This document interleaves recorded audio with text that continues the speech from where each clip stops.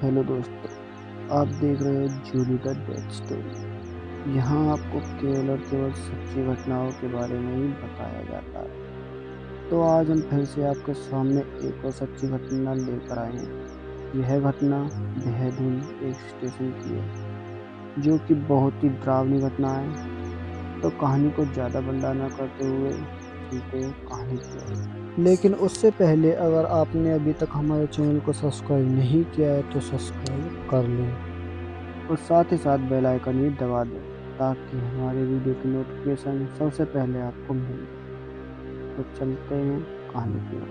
तो दोस्तों, यह कहानी है 18 दिसंबर 2021 की। सर्दियों का मौसम था और सड़कों पर धुंध भी बहुत ज़्यादा पड़ रही थी, जिसके कारण वाहन भी बहुत कम चल रहे थे। और जैसे ही मैं काशी स्टेशन पहुंचा, मेरी ट्रेन पहले से ही स्टेशन पर खड़ी थी और बस वो चलने ही वाली थी। लेकिन मैं अपने निश्चित समय पर वहां पर पहुंचकर अपनी ट्रेन में बैठ गया था और आगे के लिए रवाना हो गया। और कुछ समय बाद मैंने रात का खाना खाया और बहुत ज़्यादा थक जाने के बाद मेरी उसी ट्रेन के डब्बे में नींद लग गई और मैं वहीं पर सो गया।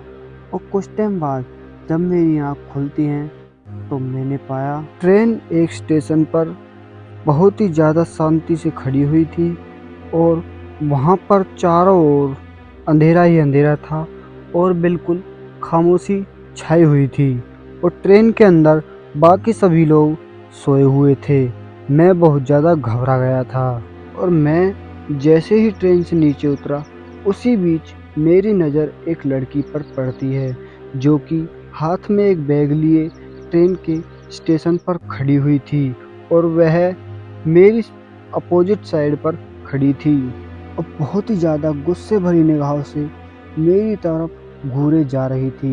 लेकिन उस टाइम मैंने उसे इग्नोर कर दिया था और जैसे ही उस ट्रेन के डिब्बे में मैं चढ़ने वाला था, वो लड़की मेरी तरफ आने लगी थी। और उस टाइम मुझे कुछ भी समझ नहीं आ रहा था, लेकिन मुझे लगा वह लड़की मुझे बुला रही है और मुझसे दोस्ती करना चाहती है। इस तरह कहकर मैं ट्रेन के डिब्बे से नीचे उतर गया और मेरी हिम्मत नहीं हो पा रही थी कि मैं उसे टोकूं। लेकिन कुछ टाइम बाद वही लड़की मुझे आवाज़ लगाती है कि सुनो ज़रा।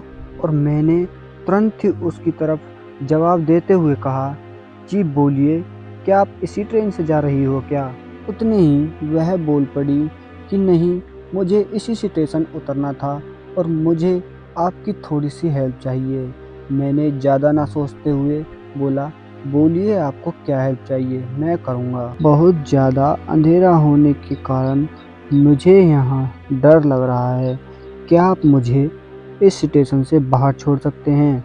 तो मैं बोला, हाँ हाँ क्यों नहीं, लेकिन मुझे भी मन ही मन यहाँ इस स्टेशन को देखकर थोड़ा थोड़ा डर लग रहा था। और मैंने सोचा ट्रेन अभी यहाँ पर बहुत समय तक रुकने वाली है और उतने ही मैं इस लड़की को छोड़कर आ जाऊँगा और क्या पता इसी बहाने हमारी दोस्ती भी हो जाए।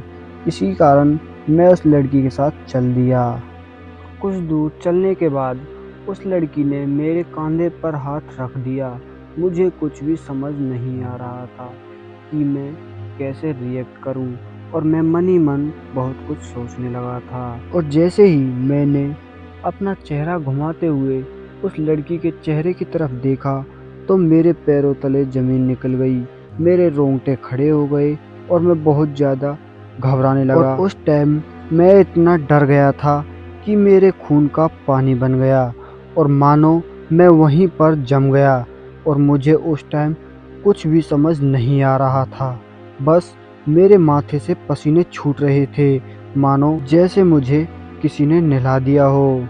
और ताकत लगाने के बावजूद भी मेरे मुंह से आवाज़ नहीं निकल रही थी और मैं बिल्कुल वहाँ पर शांत हो गया था, क्योंकि उसका चेहरा बिल्कुल खून से सना हुआ था और उसका एक हाथ आधा कटा हुआ था और उस लड़की के पैर भी नीचे से उल्टे साइड की तरफ थे।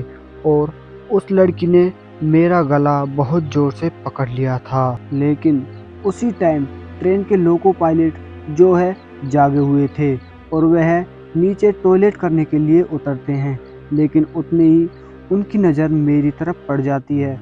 वो भागकर जाते हैं, अंदर से एक माला उठाकर लेकर आते हैं, जिसे देखकर वह लड़की वहीं पर गायब हो जाती है। लेकिन उस टाइम मैं वहीं पर बेहोश पड़ गया था। लेकिन जब मेरे होश में आने के बाद मैंने देखा तो अपने आप को सुरक्षित पाया, और उस लोको पायलट की वजह से आज मेरी जान बच गई, वरना कुछ और ही होना था।